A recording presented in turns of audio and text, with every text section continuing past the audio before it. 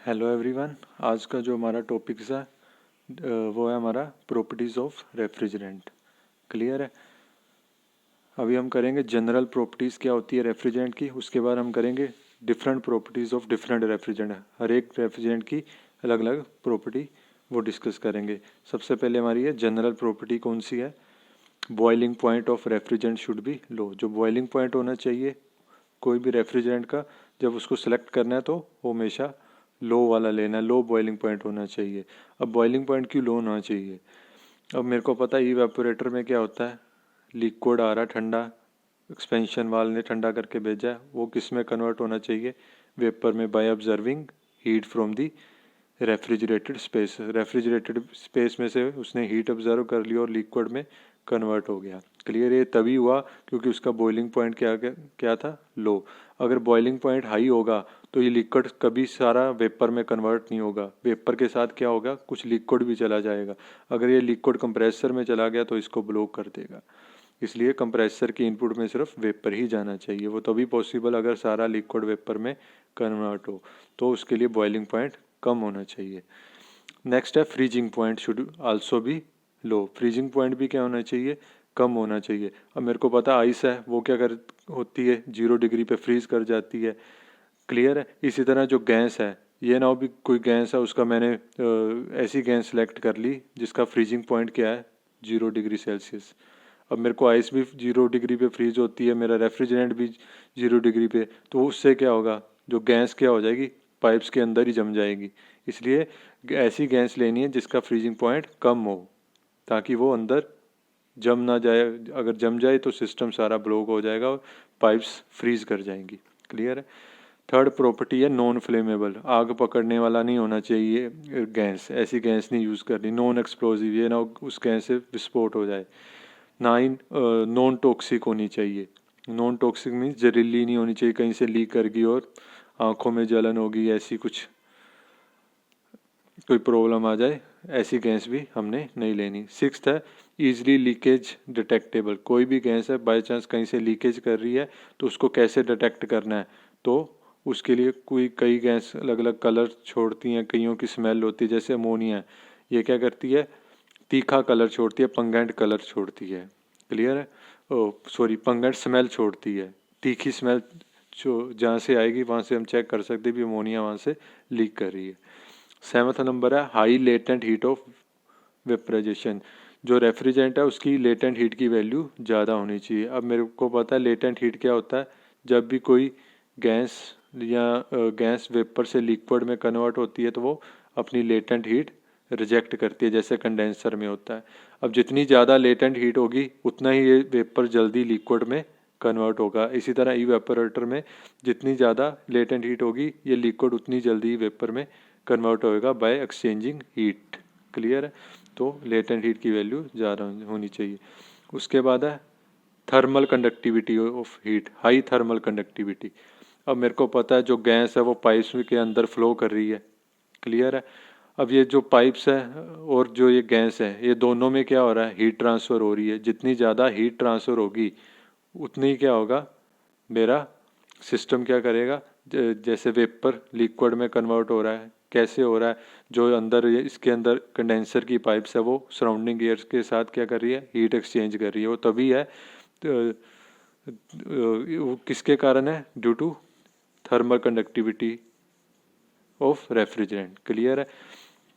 Ninth आ जाता है लो विस्कोसिटी। जो गैस है वो कम गाढ़ी होनी चाहिए। अगर गैस ज़्यादा गाढ़ी है तो वो आगे फ्लो नहीं करेगी और पाइप्स के साथ क्या करेगी, फ्रिक्शन करेगी। फ्रिक्शन होने से क्या हो जाएगा, जो रेट ऑफ फ्लो है वो स्लो हो जाएगा। तो गैस की विस्कोसिटी कम होनी चाहिए। टेंथ ओजोन डिप्लीशन रेट या ozone depletion potential. Ozone depletion means आपने पहले सुना होगा भी ओजोन की लेयर में होल हो गया। वो किसके कारण हो रहा था, एक तो ग्लोबल वार्मिंग और एक जे जो रेफ्रिजरेंट में पहले गैस यूज़ करते थे उसके कारण हो रहा था। क्लियर है। बट आजकल ऐसी गैसेस आज आपने भी न्यूज़पेपर में कम ही सुना होगा भी आजकल कोई ओजोन की कोई न्यूज़ नहीं है अभी, यहाँ डिप्लीशन हो गई, यहाँ होल हो रहा है। पहले आप 10 साल पहले चले जाएँ तो आपको ये जनरली न्यूज़पेपर में मिलती थी, बट अभी नहीं है। तो कौन सी गैस लेनी है जिसकी ओजोन डिप्लीशन रेट ज़ीरो हो। क्लियर है। 11वें नंबर पे आ जाता है refrigerant should have low global warming potential. Clear है। अब मेरे को पता है फ्रिज चले जाओ या एसी, पीछे क्या गर्म एयर सराउंडिंग में वो फेंकता है। क्लियर है। तो उससे क्या हो रहा है सराउंडिंग में एटमॉस्फेयर में क्या हो रहा है हीट गैसेस ज़्यादा बढ़ रही हैं। क्लियर है। तो हमें ऐसा रेफ्रिजरेंट यूज़ करना है जो क्या करे, जिसका ग्लोबल वार्मिंग पोटेंशियल कम हो, मींस वो एटमॉस्फेयर में कम से कम ग्लोबल वार्मिंग वाली गैसेस रिलीज़ करे। क्लियर है। 12th नंबर वाला क्या है, ऐसा रेफ्रिजरेंट होना चाहिए जो COP मेरे को ज़्यादा दे। हमारा मेन पर्पस COP होता है, COP जितनी ज़्यादा होगी उतना मेरा रेफ्रिजरेंट अच्छा है। थर्ड है लास्ट इजीली अवेलेबल मार्केट में हो, जिसकी कॉस्ट कम हो, तो ये हमारी जनरल प्रॉपर्टी से होगी टोटल। क्लियर है। उसके बाद जो नेक्स्ट है हमारा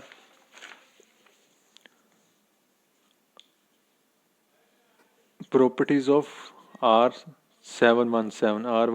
R717 किसका कोडिंग फार्मूला है, अमोनिया का NH3। उसकी क्या प्रॉपर्टीज होनी चाहिए, जो बॉइलिंग पॉइंट अमोनिया का कितना होता है -33, वाटर का आप देख लो 100, और अमोनिया का कितना है -33 पे ही अमोनिया बॉयल हो जाती है। क्लियर है। तो ये यही हमें प्रॉपर्टीज चाहिए होती। फ्रीजिंग पॉइंट कितना है -77.8, आइस का कितना है 0, देख लो। अमोनिया का -77.8 डिग्री सेल्सियस। इट मीन्स वो कभी पाइप में जमेगी नहीं।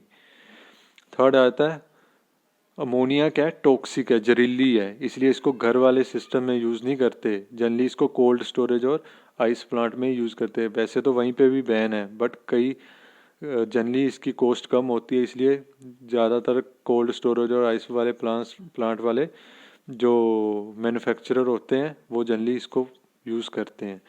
फोर्थ है ये फ्लेमेबल भी, आग भी पकड़ लेती है। 5th नंबर पे एक्सप्लोजिव इन नेचर होती है। 6th है इसकी ODP ओजोन डिप्लीशन 0 है, GWP भी 0 ही होती है अप्रोक्सीमेटली। 7th नंबर पे क्या है, इसको कैसी इसकी लीकेज को डिटेक्शन करना है, वाइट स्मोक। अगर कैंडल को इसके पास लेके जाएंगे कहीं पे लीकेज हो रही है, जनरली लीकेज कहाँ पे होती है जॉइंट पे पास, अगर इसको कैंडल लेके जाएंगे तो वो वहाँ पे अगर वाइट स्मोक निकल रहा है इट मीन्स वहाँ पे अमोनिया लीक कर रही है। 8th आ गया इसकी एप्लीकेशन कहाँ यूज़ होती है, कोल्ड स्टोरेज और आइस प्लांट्स में। क्यों, क्योंकि ये लेस एक्सपेंसिव है, इसकी कॉस्ट कम होती है।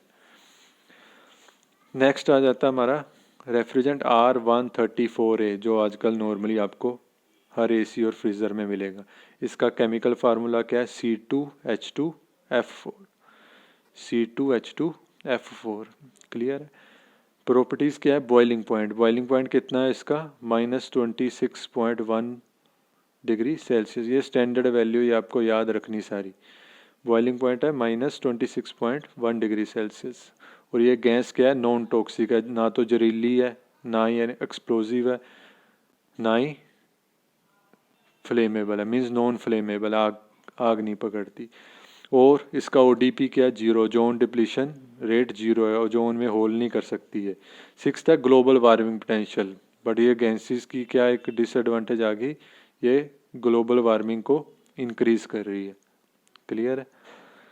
7th नंबर पे आ जाता है इसकी एप्लीकेशन, AC और रेफ्रिजरेटर जो आजकल यूज़ हो रहे हैं उसमें आपको ये नॉर्मल गैस, चाहे आप कार के AC में चले जाएं तो यही गैस आपको मोस्टली मिलने वाली है। अब 8th नंबर पे क्या आ गया, सिलेंडर। मार्केट में लेने जाओगे भी R134A गैस दे दो, उस सिलेंडर पे एक सर्कल बना होगा, उस पर आप चेक कर सकते हो, अगर वहाँ स्काई ब्लू कलर फिल किया हुआ तो इसका सिलेंडर का एक कोडिंग है भी, वो सिलेंडर कौन सी गैस का है, स्काई ब्लू कलर का। क्लियर है। उसके बाद आती गैस R11। ये गैसेस पहले यूज़ होती थी बट अब बंद होगी क्योंकि ये ओजोन डिप्लीशन कोज करती थी। R11 का फार्मूला क्या है CCl3F, C क्लोरीन के 3 एटम और फ्लोरीन का 1 एटम। इसकी प्रॉपर्टी क्या है, बॉइलिंग पॉइंट कितना है -23.7 डिग्री सेल्सियस। क्लियर है। ये नॉन टॉक्सिक है, नॉन फ्लेमेबल है। क्लियर है। नॉन एक्सप्लोजिव है। 3rd नंबर पे है ODP। इसकी ODP क्या थी, ओजोन डिप्लीशन रेट 1, मीन्स ये ओजोन की लेयर की डिप्लीशन करती थी, इसलिए इसका यूज़ अब बंद हो चुका है। और इसकी GOP भी क्या है 3500। क्लियर है। इट मीन्स ये ODP भी करती थी, GWB भी करती थी। अब इसी कारण इसको रिमूव करके एक नई गैसेस ने इसको रिप्लेस कर दिया। फोर्थ नंबर पे है, इसकी अगर लीकेज डिटेक्शन करनी है तो हालाइड टॉर्च है, फ्लेम प्रोड्यूस करके वहाँ से इसकी लीकेज को इसकी जो हालाइड टॉर्च में जब फ्लेम को बर्न करेंगे तो ये क्या करेगी, जहाँ पे लीकेज हो रही है वहाँ से इसको easily with the help of colour detect कर सकते हैं। फिफ्थ नंबर, जो अब इस गैस को अभी यूज़ नहीं कर रहे, वो मैंने बता दिया क्यों नहीं यूज़ कर रहे, ड्यू टू इट्स ODP और GWP वैल्यू। सिक्स नंबर है, इसका सिलेंडर कोड क्या है, ऑरेंज। अगर ऑरेंज मार्क बना हुआ है तो आप चेक कर सकते हैं, तो R11 गैस होगी। उसके बाद है R22। क्लियर है। इसका फार्मूला है CHClF2, chemical formula CHClF2। Properties क्या है, बॉइलिंग पॉइंट -40.8 डिग्री सेल्सियस है, नॉन टॉक्सिक है, नॉन फ्लेमेबल है, ODP की वैल्यू क्या है 0.5, मीन्स इसको इम्प्रूव करके ये गैस बनाई गई थी। क्लियर है। बट स्टिल ODP की इसकी वैल्यू है 0.5 और GWP कितना है 1500। क्लियर है। फोर्थ नंबर पे ये कहाँ यूज़ होती है, AC और रेफ्रिजरेटर में। अगर पीछे चले जाए 5-6 साल तो ये जनरली AC में R22 ही आती थी। क्लियर है। उसके बाद है फिफ्थ नंबर पे इसका इवेपोरेटर का टेम्परेचर। इवेपोरेटर मीन्स जो आपकी रेफ्रिजरेटेड स्पेस है, वहाँ जो पाइप फ्लो कर रही है उसका टेम्परेचर कहाँ तक लेके जा सकते हैं हम, -87। क्लियर है। तो इसी कारण जहाँ पे बहुत बड़ी इंडस्ट्रीज़ है वहाँ पे जो रेफ्रिजरेटर या AC वाला सिस्टम लगाते तो वहाँ R22 जनरली आपको मिलेगा। सिक्स नंबर है, इसका सिलेंडर कोड क्या है, ग्रीन। ग्रीन कलर अगर ऊपर सिंबल बना है तो वो समझ जाना R22 का सिलेंडर है। नेक्स्ट आ जाता है R502 रेफ्रिजरेंट। ये क्या है, मिक्सचर है किसका, R22 और R115 गैस को मिक्स करके बनाएंगे तो क्या बनेगा, R502। कौन सा ग्रुप है ये, azeotropic compound group. Azeotropic group 500 वाली सीरीज एजोट्रोपिक में आती है। क्लियर है। थर्ड नंबर पे आ गया आपका बॉइलिंग पॉइंट -46 डिग्री सेल्सियस। इसका सिलेंडर कोड क्या है, लाइट पर्पल या ऑर्चिड कह देते हैं। लाइट पर्पल या ऑर्चिड अगर सर्कल के अंदर कलर मेंशन है तो वो कौन सा सिलेंडर है, R502 का। क्लियर है। Thank you students.